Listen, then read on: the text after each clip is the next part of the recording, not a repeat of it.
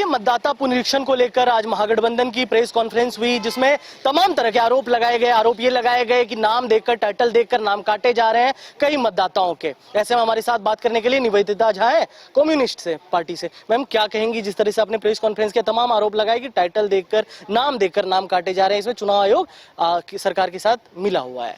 बिल्कुल, जो जिस तरह से बातें हो रही हैं, जिस तरह से चीज़ें छन कर बाहर आ रही है और जिस तरह से सूत्रों के हवाले तक अभी चुनाव आयोग कह रही है, उससे तो ये लग रहा है कि बिहार के 8 करोड़ जनता के साथ धोखाधड़ी हो रही है, बिहार के आम लोगों के साथ धोखाधड़ी है।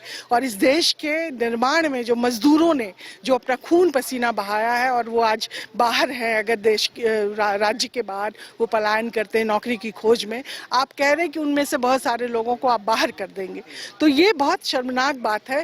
क्योंकि हम लगातार ये मांग कर रहे हैं कि आप जिन लोगों को छांट रहे हैं, जिन लोगों को आप नाम से हटा रहे हैं, आप उनकी लिस्ट जारी करिए, आप बताइए कि उसके पीछे क्या है। तो ये तमाम चीजें हैं। हम ये कह रहे हैं कि आप हमारे जनतंत्र के जो अधिकार है उस पर हमले हैं। अब जो रिपोर्टर्स आ रहे हैं, आप जानते होंगे अजीत अंजुम ने जो खुलासा किया कि किस तरह के फर्जीवाड़ा किया जा रहा है और ILO से फॉर्म भराए जा रहे हैं, ये कोई सुनी सुनाई बात तो है नहीं, ये चीज़ें लगातार आ रही हैं। तो आयोग के पास अगर ये चीज़ें जा रही हैं, उस पर वो कोई बयान नहीं दे रहे हैं और वो लगातार आम आदमी के अधिकारों पर हमला कर रहे हैं। अब तो ये लग रहा है कि आयोग जो है सरकार की गोद में बैठा है। गठबंधन मैम लगातार इन तमाम आरोपों को तेजी से उठा रहा है, स्फूर्ति से उठा रहा है। आगे की आप लोगों की क्या योजनाएं हैं, क्या आप लोगों ने प्लान कर रखा है? हम चुनाव आयोग के इस फर्जीवाड़े के खिलाफ लड़ते रहेंगे।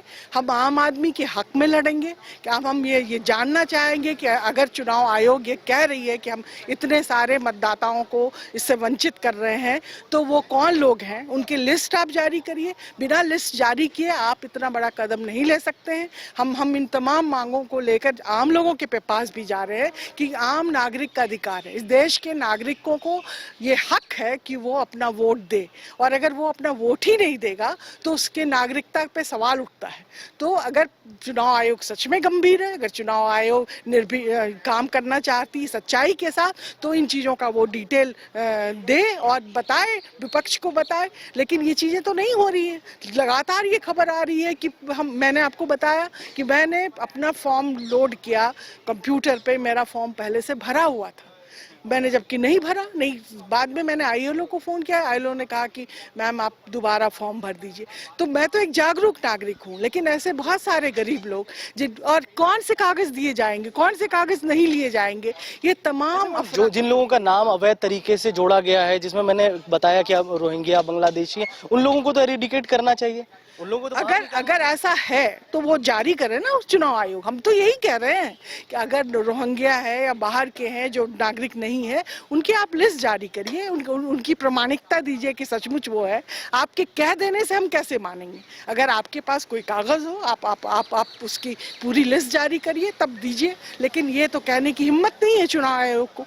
चुनाव आयोग तो अब तक सूत्रों के हवाले से बातें कर रहे थे, क्यों नहीं चुनाव आयोग डायरेक्ट अपनी बात कह रहे हैं? क्यों नहीं उनको हिम्मत है?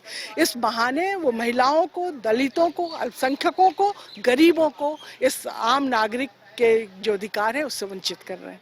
देखिए, मतदाता पुनरीक्षण के मामले को अब महागठबंधन के द्वारा जोर शोर से उठाया जा रहा है। देखना दिलचस्प होगा कि आने वाले समय में इस पर महागठबंधन की क्या रणनीति होती है, और ये पूरा जो मसला है बिहार की राजनीति को जिसने गर्माहट प्रदान किया है, इस पर क्या कुछ हो पाता है। प्रेम कश्यप, न्यूज़ बाइस्कोप के लिए पटना से।